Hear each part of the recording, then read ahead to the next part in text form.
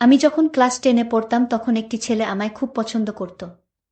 আমি তাকে বিশ্বাস করে তাকে ভালোবেসেছিলাম। তাকেও আমি অনেক পছন্দ করতাম। কিন্তু ছেলেটির মতলব ভালো ছিল না। এই বিষয়টা আমি জানতাম না। একদিন সে আমাকে মিথ্যা কথা বলে ঢাকায় পড়াতে নিয়ে যায়। আমিও তার সাথে চলে গেলাম ঢাকায়। আমরা ঢাকায় একটি বাসায় আলাদা রুমে থাকতাম।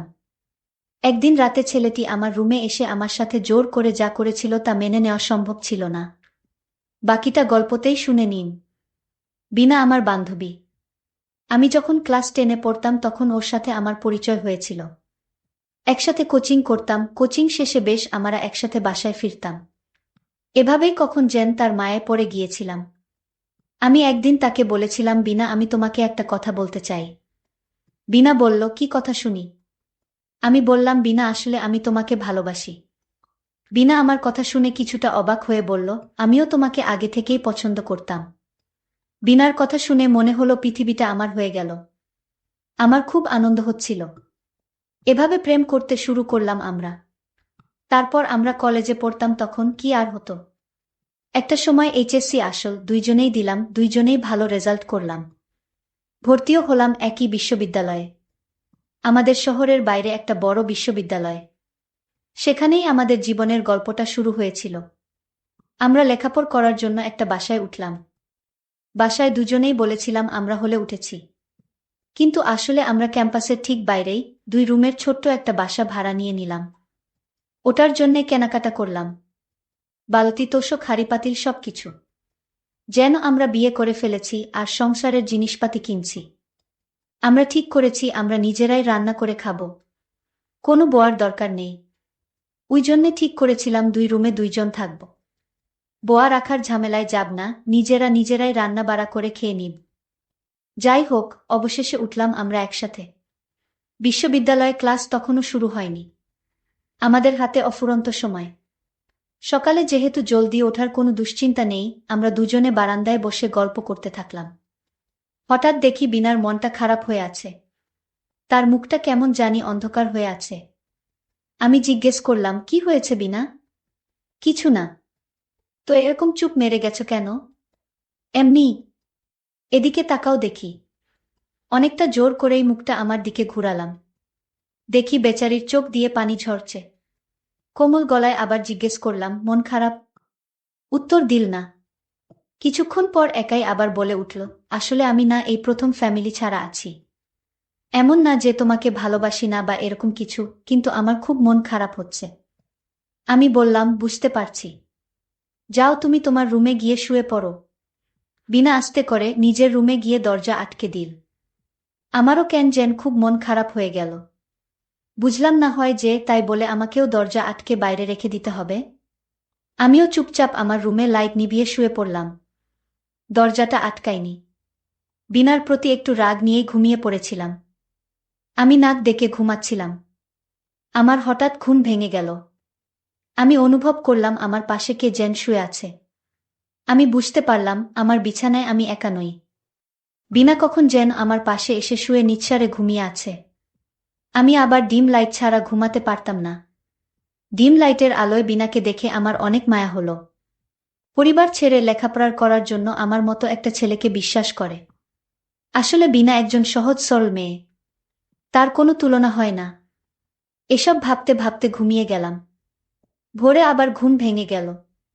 দেখি বাইরে মোটামুটি আলো হয়ে গেছে। বিনাকে ডাক দিলাম। বিনা, সকাল হয়ে গেছে, তাড়াতাড়ি উঠ। বিনার সাড়া নেই। এবার জোরে কানের কাছে গিয়ে ডাক দিলাম। এইবার বিনার ঘুম ভাঙল। সবকিছু বুঝে উঠতে একটু সময় নিল। তারপর মুচকি হেসে বলল, লাট সাহেব আর কিছু করলেন না? সকাল সকাল শুধু ঘুম ভাঙানোর জন্য ডাক দিলেন? আমি শয়তানি একটা হাসি দিয়ে বললাম, তুমি এখন থেকে আমার সব কথা শুনতে হবে। আর যদি না শুনো তাহলে আমার কাছে তোমার এমন একটা জিনিস আছে, যে জিনিসটা তোমাকে দেখালে তুমি আমার সব কথায় রাজি হয়ে যাবে। নইলে তো তোমার কপালে দুঃখ আছে। বিনা বলল, আমি আবার তোমার কোনো কথাটা অমান্য করেছি? তুমি যা বলছো আমি তাই রাখছি। তাহলে তুমি আমারে কিসের ভয় দেখাও? আমি বললাম, দেখো, এটা ভয়ের কিছু না। তুমি আমার কথা রাখতে হবে। আর শোনো, যদি তুমি আমার কথা রাখো তাহলে তোমার সাথে আমার সম্পর্কটা ঠিক থাকবে। নইলে আমি আর এসবের মাঝে নাই। আচ্ছা সিয়াম, তোমার হঠাৎ কি হয়েছে বলো তো? আমার সাথে এরকম করছো কেন? আমি তার পরিচয়টা দিতেই ভুলে গিয়েছিলাম। আমি যে ছেলেটাকে মনপ্রাণ দিয়ে ভালোবাসি এবং তাকে আমি অনেক বিশ্বাস করি, সেই ছেলেটার নাম সিয়াম। তার মা আছে কিন্তু বাবা নেই। সিয়াম দেখতে অনেক স্মার্ট, অনেক সুন্দর। যাই হোক, আমি সিয়ামকে বললাম, তোমার মাঝে হঠাৎ এই পরিবর্তন কেন? আগে তো তুমি এরকম ছিলে না। বলো তোমার কি হয়েছে? সিয়াম বলল, আমি তোমার কাছে যা চাই তা দিবে তো? যদি দাও তাহলে আমাকে পাবে, নইলে আমাকে আর পাবে না। আরে পাগল ছেলে, বলেই দেখো না, আমার কাছে যদি সেই জিনিসটা আমার কাছে থাকে তাহলে আমি তোমাকে দিব। সিয়াম বলল, আরে তোমার কাছে আছে কিন্তু তুমি দিবে তো? আচ্ছা বাবা, ঠিক আছে আমি দিব, এবার বলো কি চাও তুমি? সিয়াম তখন বলল, আমি একটা রাত কাটাতে চাই। মানে? কি বলছো তুমি? আমি কিছুই বুঝতে পারছি না। সিয়ামের এমন আবদার শুনে আমার মনটা ভীষণ খারাপ হয়ে গেল। আমি যে ছেলেটাকে এত ভালোবাসি, এত বিশ্বাস করি, সেই কিনা এসব বলছে। না, আমি ভাবতে পারছি না। আমি খানিকক্ষণ চুপ হয়ে থাকলাম। সিয়াম আমাকে বলল, কি হলো, তুমি চুপ করে রইলে যে, কিছু একটা বলো। আমি তাকে পরিষ্কারভাবে জানিয়ে দিলাম, আমি এখন এসব পারব না। আমার কথাটা শুনে সিয়ামের মুখটা অন্ধকার হয়ে গেল। আমি সিয়ামের মতলবটা বুঝতে পারলাম। আমার চোখের পানি কিছুতেই ধরে রাখতে পারছি না। আমার মনে হচ্ছে আমি চিৎকার করে কান্না করি। সিয়াম তখন আমার সামনে এসে বলল, আমি এমন কি বলেছি যে তোমার কান্না করতে হবে? আমি তো একটা রাত চেয়েছিলাম মা, তোমার সাথে। আমি সিয়ামকে বললাম, তোমার মুখে আমার নাম উচ্চারণ করবে না। তুমি যেরকম ভাবছো আমি সেই রকম মেয়ে না। আমার মা বাবা আমাকে সঠিক শিক্ষা দিয়েছে। আমি লক্ষ্য করলাম বিনা তার রুমে গিয়ে তার কাপড় চোপড় ব্যাগে গুছিয়ে নিচ্ছে। আমি তার কাছে গিয়ে জিজ্ঞেস করলাম, বিনা তুমি কাপড় চোপড় ব্যাগে তুলছো কেন? বিনা বলল, আমি চলে যাব। আমি বললাম, তুমি কোথায় যাবে? বিনা বলল, আমার দুচোখে যে দিকে যায় সেই দিকে চলে যাব। আমি এখানে আর থাকব না। সিয়াম তখন দরজাটা আটকিয়ে দিল আর বলল, তুমি কোথাও যেতে পারবা না। তোমার এখানেই থাকতে হবে। বিনা তখন বলল, তুমি কি জোর করে আমাকে এ বাসায় রেখে দিবে? আমার একটা কথার কারণে তুমি এ বাসা থেকে চলে যাবে, আমাদের ভালোবাসা শেষ হয়ে যাবে, এ আমি কিছুতে হতে দিব না। বিনা তখন আমায় ধাক্কা মেরে দরজা খুলে দৌড়ে পালিয়ে গেল। আমি আর তাকে কিছুতে রাখতে পারলাম না। বিনার জন্য আমার খুব কষ্ট হচ্ছে। আমি বিনার পিছু নিলাম, দেখি সে কোথায় যায়। আমি বিনাকে পিছন থেকে ডাক দিচ্ছিলাম, বিনা আমার কথা কানে নেয়নি। সে তার নিজের ইচ্ছামতো চলে যাচ্ছে। বিনা একটা সিএনজিতে উঠে পড়ল, আমি আর তাকে দেখতে পেলাম না, সে কোথায় চলে গেল। কিন্তু আমি মনে মনে সিদ্ধান্ত নিলাম, আমি তোমাকে ছাড়ব না। আমি যে করে হোক তোমাকে খুঁজে বের করে আমার ইচ্ছাটা পূরণ করব। আমি সারারাত কিছুতেই ঘুমাতে পারলাম না। বিনা আমার ছোট একটা কথার কারণে আমাকে এভাবে রেখে চলে গেল। সে যদি আমাকে সত্যি ভালোবাসতো তাহলে এভাবে আমায় রেখে চলে যেতে পারত না। আমার মনে হয় ও আমাকে সত্যি ভালোবাসে না। যাই হোক, এভাবে কিছুদিন কেটে গেল। আমি বিনাকে বিভিন্ন জায়গায় খুঁজতে লাগলাম, কিন্তু কোথাও তাকে পাওয়া যাচ্ছিল না। এখন আমার মাথায় একটাই চিন্তা থাকে, কিভাবে খুঁজে বের করা যায়। হঠাৎ আমার বাসায় আমার ছোটবেলার বন্ধু আসছে। দোস্ত, তুই কেমন আছিস? ভালো না দোস্ত, মনটা ভীষণ খারাপ। আমি যে এখানে থাকি, ঠিকানা দিল কে তোরে? আরে তোর মা দিয়েছে, আর তাই আমি সরাসরি চলে আসলাম। ভাবলাম দুই বন্ধু একসাথে লেখাপড়া করি। আমি লক্ষ্য করলাম সিয়াম কান্না করছে, তার চোখ দিয়ে পানি ঝরছে। আমি বললাম, সিয়াম বন্ধু আমার, কি হয়েছে তোর? তুই আমার কাছে বল, আমি সমাধান করে দিব। সিয়াম তখন বিনার কথা বলল, আমি বুঝতে পারলাম। আমি সিয়ামকে একটা বুদ্ধি দিলাম, শোন, এই মেয়েকে এভাবে খুঁজে পাওয়া যাবে না। আমি বললাম, তাহলে কি করলে তাকে খুঁজে পাওয়া যাবে? আমার বন্ধু ইমন বলল, চল তার গ্রামের বাড়িতে খোঁজ নিয়ে দেখি। অবশ্যই তার মা বাবা জানবে বিনা কোথায় থাকে। আমরা পরের দিন তার গ্রামের বাড়ির উদ্দেশ্য করে রওনা দিলাম। তাদের গ্রামের বাড়ি মুন্সিগঞ্জ, আমরা মুন্সিগঞ্জ গেলাম। সেখানে তার মা বাবাকে খুঁজে বের করলাম। তার মা বাবাকে জিজ্ঞেস করল, মা বিনা কোথায় থাকে? তার বাবা উত্তর দিল, কেন, বিনার কাছে তোমাদের কি দরকার? আমরা স্কুলে একসাথে পড়তাম, তাই বিনার কাছে একটু বিশেষ দরকার ছিল। তাই আর কি? তার বাবা বলল, কি দরকার আমার কাছে বলো, তারপর ঠিকানা দেই। আমার বন্ধু ইমন বলল, দেখুন কাকা, বিনা যে বাসাতে থাকতো সেই বাসার কিছু দামি জিনিস চুরি করে নিয়ে এসেছে। এটা আমাদের কানে আসে। আমি বলেছিলাম বিনা এরকম করবে কেন? আমাদের বিশ্বাস হচ্ছিল না। বাসার মালিক বলল, যদি তাকে খুঁজে না পাওয়া যায় তাহলে মামলা করা হবে। আর আমরা এসেছি বিনাকে বাঁচাতে, কারণ বিনা যে চুরি করে নাই তার প্রমাণ আমাদের কাছে আছে। তার বাবাকে আমরা এভাবে মিথ্যা কথা বলে মেয়ের ঠিকানা নিলাম। বিনার বাবা বলল, আমার মেয়েকে বাঁচাতে হলে তো ঠিকানা দেওয়া ছাড়া আমার আর কোনো উপায় নেই। তাই বিনার বাবা ঠিকানা দিল। সে বলল, আমার মেয়ে এখন ঢাকায় থাকে না, সে সিলেট থেকে লেখাপড়া করে। আমরা ঠিকানা পেয়ে গেলাম। ইমনকে আমি বললাম, আমার সাথে চল বন্ধু, সিলেট যাই।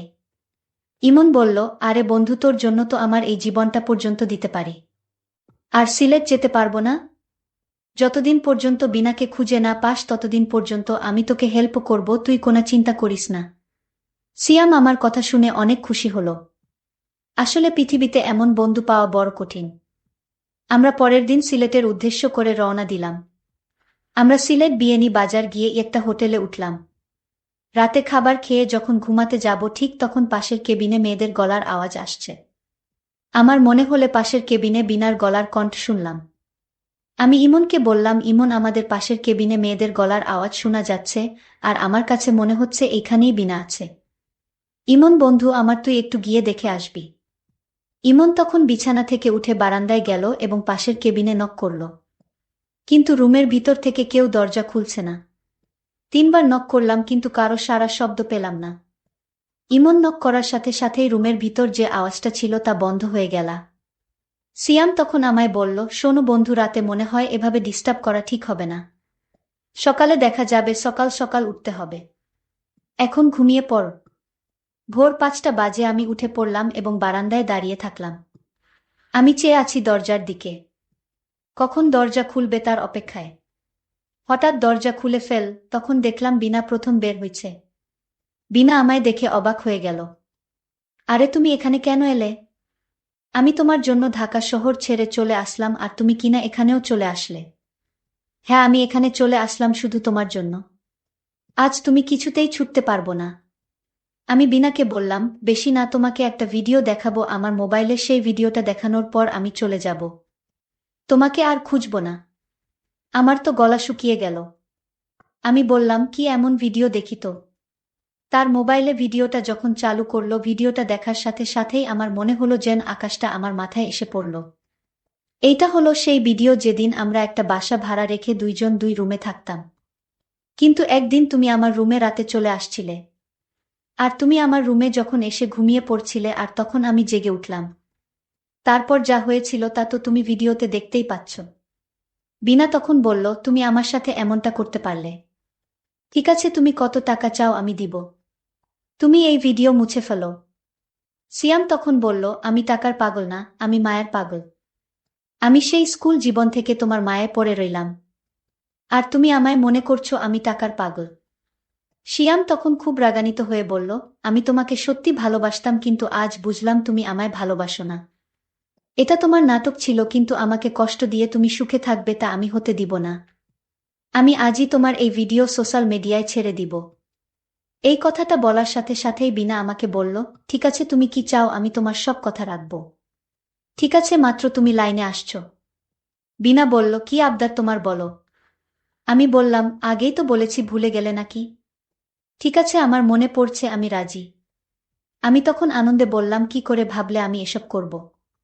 তুমি আমায় যতটা খারাপ ভাবছো আমি ততটা খারাপ না। তুমি যদি রাজি থাকো তাহলে আমি তোমাকে আমার ঘরে সারা জীবনের জন্য নিয়ে যাব। আমি তোমাকে আগামীকালই বিয়ে করতে চাই। এই কথা শুনে বিনা বলল, ঠিক আছে, তুমি যা ভালো মনে করো তাই করো। তাহলে চলো আজ আমরা গ্রামে ফিরে যাই। বন্ধুরা, গল্পটি কেমন লাগলো তা অবশ্যই কমেন্ট করে জানাবে। আর এরকম নতুন নতুন গল্প পেতে আমার চ্যানেলটি সাবস্ক্রাইব করে পাশে থাকবেন। ধন্যবাদ।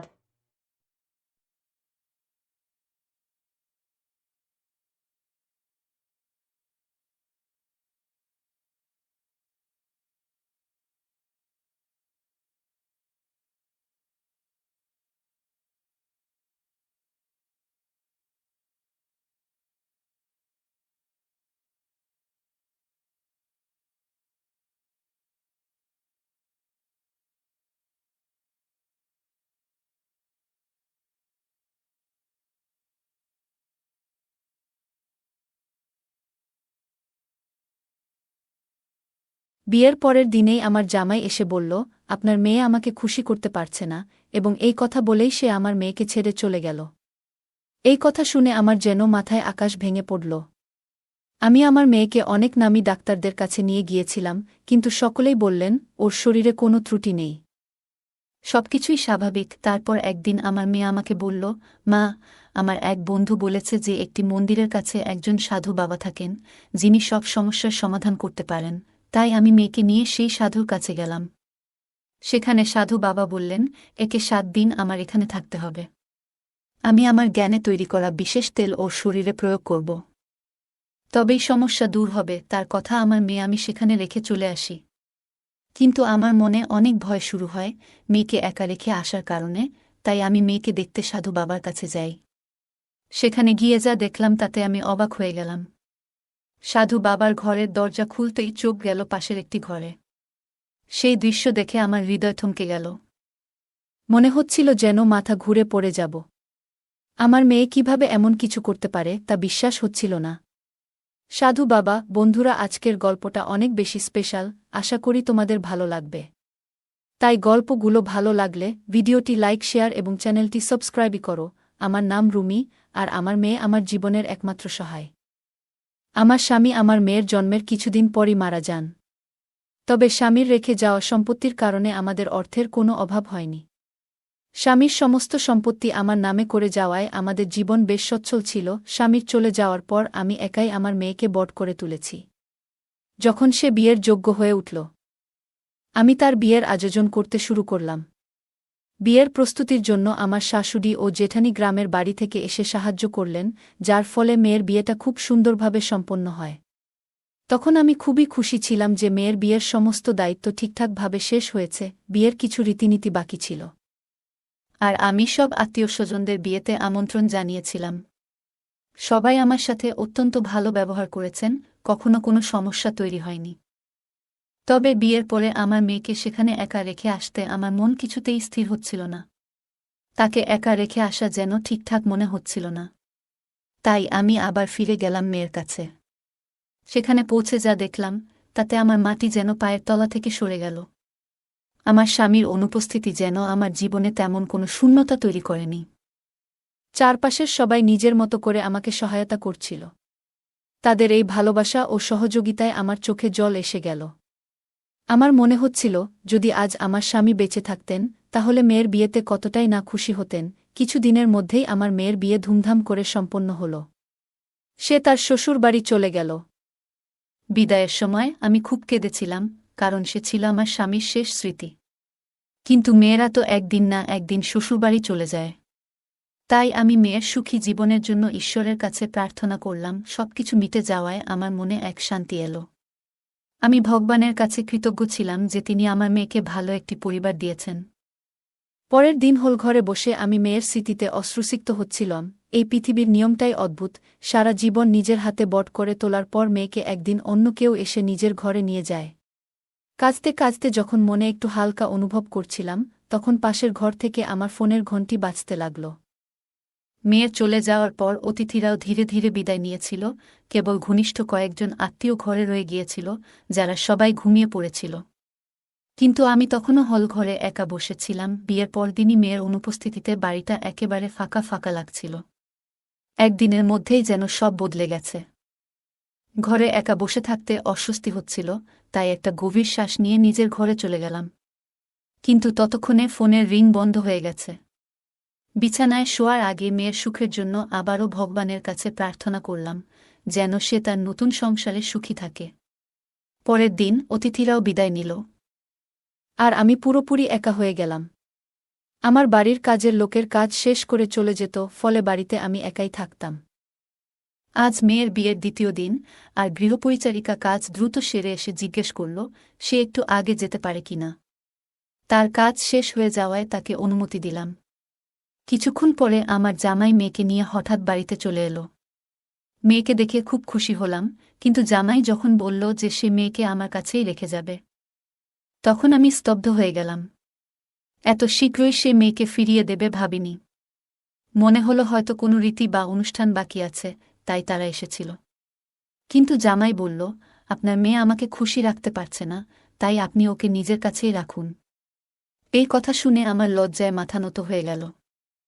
কিভাবে কথা বলবো বা কি প্রশ্ন করব তা কিছুই বুঝতে পারছিলাম না। মেয়েও মাথা নিচু করে দাঁড়িয়েছিল। জামাই যখন মেয়েকে রেখে চলে যেতে চাইল, তখন আমি তার হাত ধরে বোঝানোর চেষ্টা করলাম। আমি বললাম, দয়া করে এমনটা করবেন না। আমি ক্ষমাপ্রার্থী যদি কোনো ভুল হয়ে থাকে। আমি ওকে বুঝিয়ে বলব। ও এখনও নতুন, সংসার জীবনের অনেক কিছুই জানে না। যদি কোনো ত্রুটি হয়ে থাকে তবে আমি আপনার কাছে ক্ষমা চাইছি। এত তাড়াতাড়ি সিদ্ধান্ত নেবেন না। দয়া করে ওকে আবার নিজের বাড়িতে নিয়ে যান। আমার মনে হচ্ছিল, যদি লোকে শুনতে পায় যে বিয়ের পরের দিনই জামাই আমার মেয়েকে ছেড়ে দিয়ে গেছে, তাহলে কত কথাই না উঠবে। কিভাবে মানুষকে বোঝাবো, আর তাদের প্রশ্নের কি উত্তর দেব? লোকে যদি আমার মেয়ের চরিত্র নিয়ে কিছু বলে, আমি সেটা সহ্য করতে পারব না। সত্যি কি আমার মেয়ের কোনো ভুল ছিল, নাকি জামাই আমাকে মিথ্যে কিছু বলছে, এখনও জানি না, তবে আমার কথা তার উপর কোনো প্রভাব ফেলল না। সে আমার দিকে তাকালো না, বরং হাত ছাড়িয়ে বলল, আপনার মেয়েকে এখানেই রেখে যাব, এবং চলে গেল। তখন আমার মনে নানা প্রশ্ন জাগতে লাগল। হয়তো মেয়ে কিছু বলতে অস্বীকার করেছিল, হয়তো তাদের মধ্যে কোনো ঝগড়া হয়েছিল। চোখে জল নিয়ে মেয়ের দিকে তাকালাম, দেখলাম সেও কাঁদছে। তাকে নিয়ে ঘরের ভেতর এসে বসলাম। এরপর আমি মেয়েকে নামকরা ডাক্তারদের কাছে নিয়ে গিয়ে পরীক্ষা করালাম। কিন্তু সব ডাক্তারই বললেন যে সে সম্পূর্ণ সুস্থ, ওর মধ্যে কোনো ত্রুটি নেই। তখনই আমি সিদ্ধান্ত নিলাম যে জামাইয়ের কাছে গিয়ে সরাসরি জিজ্ঞেস করব, যখন আমার মেয়ে সম্পূর্ণ সুস্থ, তাহলে আপনি এমন অভিযোগ কেন তুললেন? মেয়েকে বললাম, আমি এখনই এর উত্তর খুঁজে বের করব। আমি ভাবছিলাম যে জামাইয়ের কাছে প্রশ্ন করবই। আমার কথা শুনে মেয়ে বেশ ভয় পেয়ে গেল এবং তার হাত কাঁপতে লাগল। সে বলল, মা প্লিজ, তুমি ওকে কিছু বলো না। কে জানে ও তোমার কথা শুনবে কি না। যদি রাগ করে আমাকে ছেড়ে চলে যায় বা অন্য কিছু করে বসে। মেয়ের কথা শুনে আমার মন আরও জটিলতায় ভরে উঠল। আমি লক্ষ্য করছিলাম, এই বিষয়ে কথা বলার সময় মেয়ে চোখ সরিয়ে কথা বলে, যা আমার কাছে অদ্ভুত লাগছিল। কিন্তু মেয়ের জন্য সবকিছু চুপচাপ সহ্য করছিলাম। আমার মন তখন দ্বিধায় ছিল, কার ভুল আর কার কথা সত্যি। সত্যটা জানা আমার জন্য সহজ ছিল না, তবে তাড়াহুড়ো করে কিছু সিদ্ধান্ত নেওয়া ঠিক হবে না। কিছুক্ষণ পর আমরা গাড়িতে উঠে বাড়ির পথে রওনা দিলাম, কিন্তু সেই প্রশ্নগুলো মাথায় ঘুরতেই থাকল। মনে হচ্ছিল এমন কিছু হয়তো আছে যা আমি এখনও বুঝে উঠতে পারিনি। হয়তো জামাই মেয়েকে পছন্দ করে না এবং অন্য কাউকে পছন্দ করে। তাই সে আমার মেয়েকে দোষ দিচ্ছে, নাকি সত্যিই আমার মেয়ের মধ্যেই কোনো ভুল আছে, এইসব চিন্তা আমাকে আচ্ছন্ন করে রেখেছিল। এইসব ভাবতে ভাবতেই কখন যে আমরা বাড়ি পৌঁছলাম টের পাইনি। কিছুক্ষণ পর মেয়ে নিজের ঘরে চলে গেল। রাতের খাবার শেষে সে আমার জন্য চা বানিয়ে এনে আবার নিজের ঘরে চলে গেল। কিছুক্ষণ পর সে শান্ত কণ্ঠে আমার কাছে এসে বলল, মা, আমার এক বান্ধবী বলেছে, গ্রামের বাইরে এক মন্দিরের পাশে একজন সাধুবাবা থাকেন, যিনি সব সমস্যার সমাধান করতে পারেন। যদি সেখানে যাই হয়তো কিছু সমাধান মিলবে। মেয়ের কথা শুনে অবাক হলাম। বললাম, ঠিক আছে, তুই যদি তাই চাস, তবে আমরা সেখানে যাব।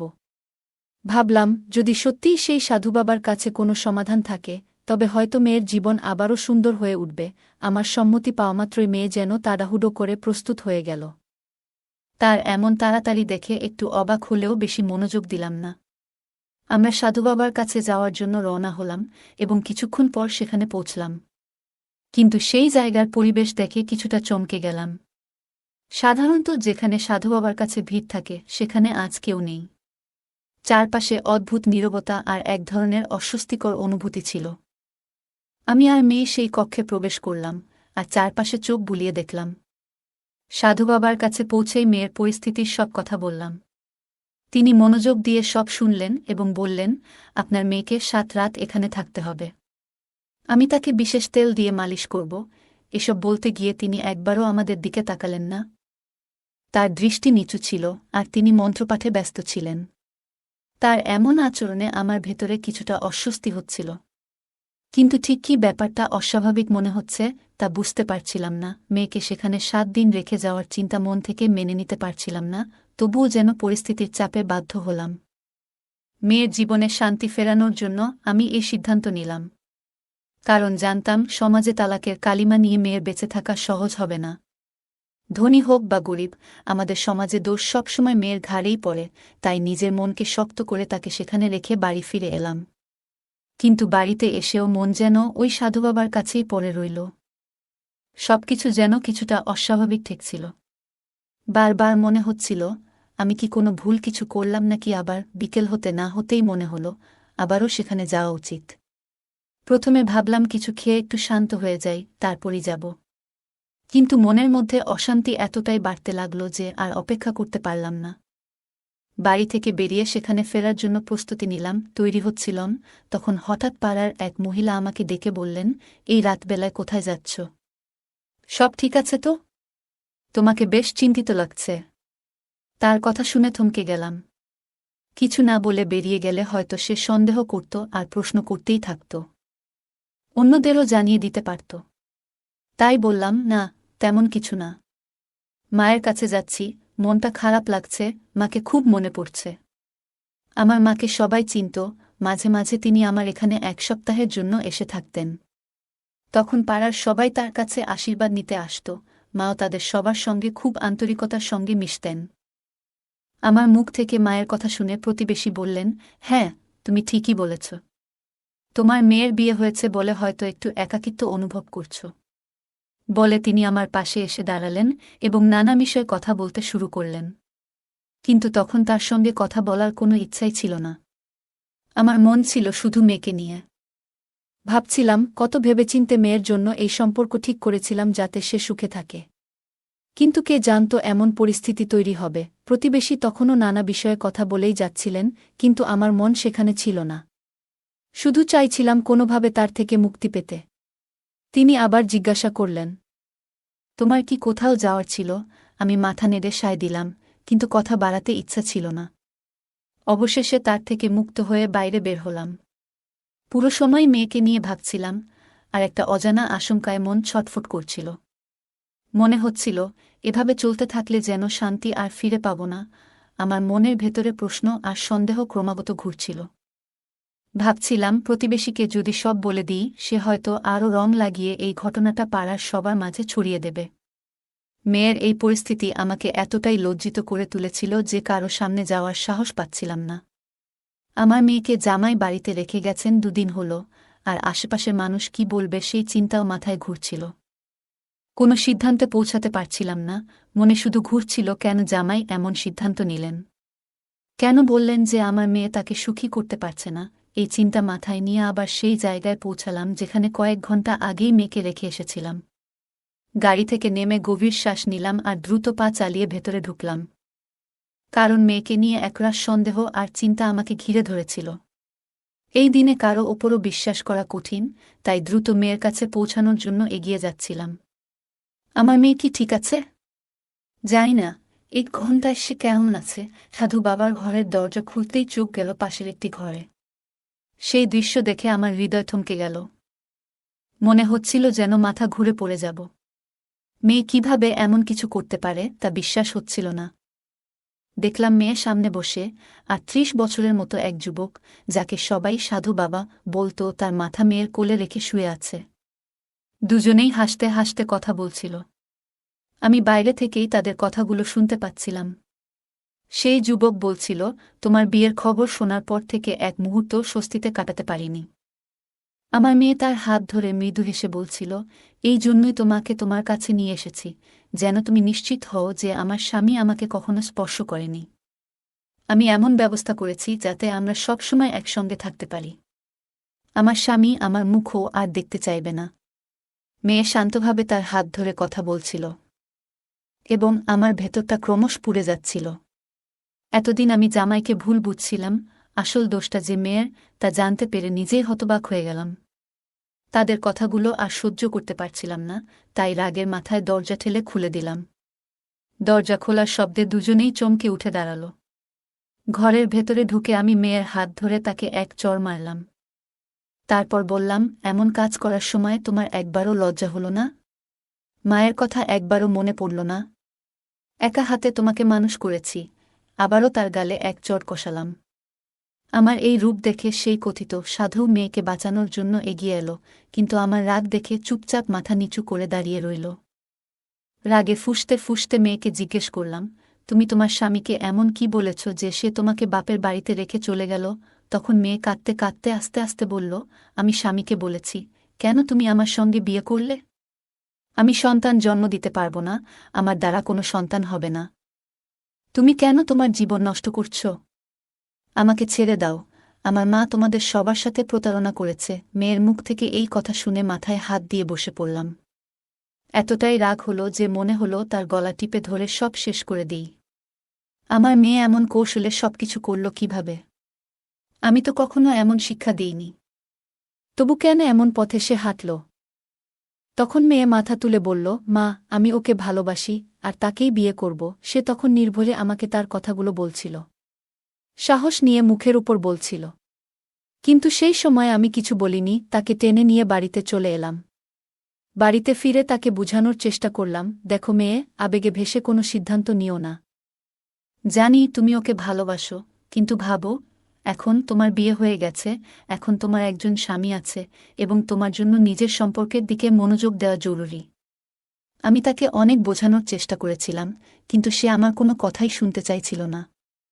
অবশেষে নিরুপায় হয়ে আমি তাকে তার স্বামীর কাছে নিয়ে গেলাম। তার স্বামীর সামনে গিয়ে আমি সব সত্যি কথা বলে দিলাম এবং আমার মেয়ের পক্ষ থেকে ক্ষমাও চাইলাম। এটা শুনে তার স্বামী বলল, না, আমি আর তাকে আমার সঙ্গে রাখতে পারব না। যে মেয়ে অন্য একজনের জন্য নিজের স্বামীকে ছেড়ে দিতে পারে সে কখনো সুখী হতে পারবে না। আমি এত বড় মনের মানুষ নই যে সব কিছু জেনে শুনে এমন একজন মেয়েকে গ্রহণ করব। আমি তাকে তালাক দেব এবং অন্য কারো সঙ্গে বিয়ে করব। আমি তার সামনে মাথা নত করে দাঁড়িয়েছিলাম। আমি জানতাম সে একজন খুব ভালো মানুষ এবং আমার মেয়ে তার সঙ্গে খুব সুখী হতে পারত। আজ না হোক কাল সব ঠিক হয়ে যাবে বলে আমি আশা করেছিলাম। কিন্তু আমার সমস্ত প্রচেষ্টা সত্ত্বেও সে আমার কথা মানেনি। অবশেষে তার স্বামী আমার মেয়েকে তালাক দিল এবং অন্য কারো সঙ্গে বিয়ে করল। এরপর আমি আমার মেয়ের বিয়ে সেই ব্যক্তির সঙ্গে দিয়ে দিলাম যাকে সে সত্যিই ভালোবাসত। সে তার প্রথম স্বামীকে স্পর্শ করতেও চায়নি, তাই আমি সিদ্ধান্ত নিলাম যে তার দ্বিতীয় বিয়ে সেই ব্যক্তির সঙ্গেই হওয়া উচিত যাকে সে ভালোবাসত। আমি আমার মেয়েকে রাগান্বিত হয়ে বললাম, আজ থেকে তোমার সাথে আমার আর কোনো সম্পর্ক নেই, আর কোনো দিনও আমার সামনে আসার চেষ্টা করো না। তোমার বাবা চলে যাওয়ার পর আমি একা তোমাকে বড় করেছি। তুমি তখন খুব ছোট ছিলে। চাইলে আমি অন্য কারো সাথে বিয়ে করে নতুন জীবন শুরু করতে পারতাম, কিন্তু আমি সেটা করিনি। তোমাকে সঠিক শিক্ষা ও ভালো জীবন দেওয়ার চেষ্টা করেছি যাতে তোমার কোনো অভাব না হয়। কিন্তু তার পরিবর্তে তুমি আমাকে কি দিলে? এই কথাগুলো বলে আমি তাকে বাড়ি থেকে বের করে দিলাম। কিভাবে সে এখন বাঁচছে, কেমন আছেন তার স্বামী, এসব নিয়ে আমি আর কোনো খোঁজ খবর রাখিনি। তার বিয়ে হয়েছে 7 বছর হলো, আর এই 7 বছরে একবারও সে আমার কাছে আসেনি। তবে হঠাৎ একদিন সে এসে আমার সামনে দাঁড়ালো এবং বলল, মা, আমি যে মিথ্যা বলেছিলাম যে আমি সন্তান সম্ভবা হতে পারি না, সেটা এখন সত্যি হয়ে গেছে। এই 7 বছরে আমি কখনোই মা হতে পারিনি। এখন শাশুড়ি আমার স্বামীকে অন্য কাউকে বিয়ে করার জন্য বলছেন, কারণ আমি তাকে কখনো বংশের উত্তরাধিকার দিতে পারব না। এ নিয়ে আমাদের মধ্যে প্রায় ঝগড়া হয়। তাকে আমি বললাম, তুমি যে ভুল করেছিলে তার ফলই এখন ভুগছ। সে তখন আমার সামনে হাত জোড় করে বলল, মা, আমি তোমার কাছে অপরাধী, আমাকে ক্ষমা করে দাও। আমি তাকে বললাম, আমার কাছে ক্ষমা চেয়ে কোনো লাভ নেই, বরং তোমার প্রথম স্বামীর কাছে ক্ষমা চাও, কারণ তার কোনো দোষ ছিল না, তবুও তুমি তাকে তার অধিকার থেকে বঞ্চিত করেছিলে। যদি সে তোমাকে ক্ষমা করে, তাহলে আমিও তোমাকে ক্ষমা করব। আমার কথা শুনে আমার মেয়ে তার প্রথম স্বামীর কাছে গেল এবং তার কাছে ক্ষমা চাইতে লাগল। আশ্চর্যের বিষয়ে তার স্বামী তাকে সঙ্গে সঙ্গে ক্ষমা করে দিল, কারণ সে নিজের জীবনে খুবই সুখী ছিল। এরপর ঈশ্বরের আশীর্বাদে 9 বছর পর আমার মেয়ের ঘরে একটি সুন্দর পুত্র সন্তানের জন্ম হল। তখনই সে উপলব্ধি করল যে একজন মা তার সন্তানের জন্য কতটা চিন্তা করেন এবং সেই অনুভূতি কতটা গভীর। আসলে যতক্ষণ না একজন মেয়ে নিজে মা হয়, সে কখনোই তার মায়ের কষ্ট এবং ত্যাগ পুরোপুরি বুঝতে পারে না। এরপর আমার মেয়ে আবার আমার কাছে ফিরে এলো এবং আমার সামনে হাত জোড় করে ক্ষমা চাইল। তখন আমি তাকে মন থেকে ক্ষমা করে দিলাম। গল্পের মেয়েটি আবেগপ্রবণ হয়ে প্রথমবারের মতো প্রেমের প্রতি টান অনুভব করে, যা তাকে স্বামী ও পরিবারের দায়িত্ব থেকে বিচ্যুত করে। আবেগপ্রবণ হয়ে মুহূর্তের সিদ্ধান্ত নেওয়ার ফলে জীবনে কিভাবে সমস্যার সৃষ্টি হতে পারে তা এই গল্পে স্পষ্টভাবে প্রতিফলিত হয়। তাই আবেগের মধ্যে থেকেও চিন্তাভাবনা এবং বাস্তবতার বিবেচনা করা জরুরি। প্রথম স্বামীর প্রতি মেয়েটির আচরণ ছিল এক ধরনের বিশ্বাসঘাতকতা। এই ঘটনাটি আমাদের শেখায় যে সম্পর্কের ভিত্তি বিশ্বাস ও শ্রদ্ধার ওপর দাঁড়িয়ে থাকে, সেখানে একবার বিশ্বাসঘাতকতা ঘটলে তা পুনরুদ্ধার করা অত্যন্ত কঠিন। এটি বোঝায় যে সঠিক ও আন্তরিক সম্পর্ক বজায় রাখা কতটা গুরুত্বপূর্ণ। মেয়েটির প্রথম স্বামী তাকে ক্ষমা করার মধ্যে যে মহানুভবতা দেখিয়েছিল, তা আমাদের শেখায় যে ক্ষমার মাধ্যমে মানসিক শান্তি এবং সুখ পাওয়া যায়। ক্ষমা না করলে মানুষ নিজের মনে দুঃখ ও বিদ্বেষ বহন করে চলে। ক্ষমার শক্তি শুধুমাত্র নিজেকেই নয়, অপরপক্ষকেও শান্তি দিতে পারে। গল্পে মেয়েটির মা তার সন্তানকে সব রকম ত্যাগ স্বীকার করে বট করেছিলেন, কিন্তু মেয়েটি তা তখন উপলব্ধি করেনি। কিন্তু নিজে মা হওয়ার পর সে উপলব্ধি করল, একজন মা কিভাবে তার সন্তানের সুখ দুঃখ নিয়ে চিন্তা করেন। এই শিক্ষা আমাদের বোঝায় যে যতক্ষণ না কেউ নিজে সেই অভিজ্ঞতা লাভ করে, ততক্ষণ সে অন্যের ত্যাগ ও কষ্ট পুরোপুরি বুঝতে পারে না। গল্পের শেষে মায়ের ক্ষমা এবং মেয়ের সঙ্গে পুনর্মিলন আমাদের শেখায় যে সত্যিকারের ভালোবাসা কখনো দূরত্ব মেনে নেয় না। ভালোবাসা এবং সম্পর্ক যতটা ভেঙে যাক না কেন, সঠিক উপলব্ধি এবং ক্ষমার মাধ্যমে সম্পর্ককে আবারও মজবুত করা সম্ভব। বন্ধুরা, আজকের গল্পটা এখানেই শেষ। আশা করি গল্পটি আপনাদের ভালো লেগেছে। যদি গল্পটি আপনার হৃদয় ছুঁয়ে যায়, তাহলে অবশ্যই লাইক করতে ভুলবেন না। আপনার মতামত কমেন্টে জানাতে পারেন এবং আপনার বন্ধুদের সাথে গল্পটি শেয়ার করুন। এমনই আরও মজার এবং আবেগঘন গল্পের জন্য আমাদের চ্যানেলটি সাবস্ক্রাইব করুন এবং বেল আইকন চাপতে ভুলবেন না, যাতে আমাদের কোনো গল্প আপনারা মিস না করেন।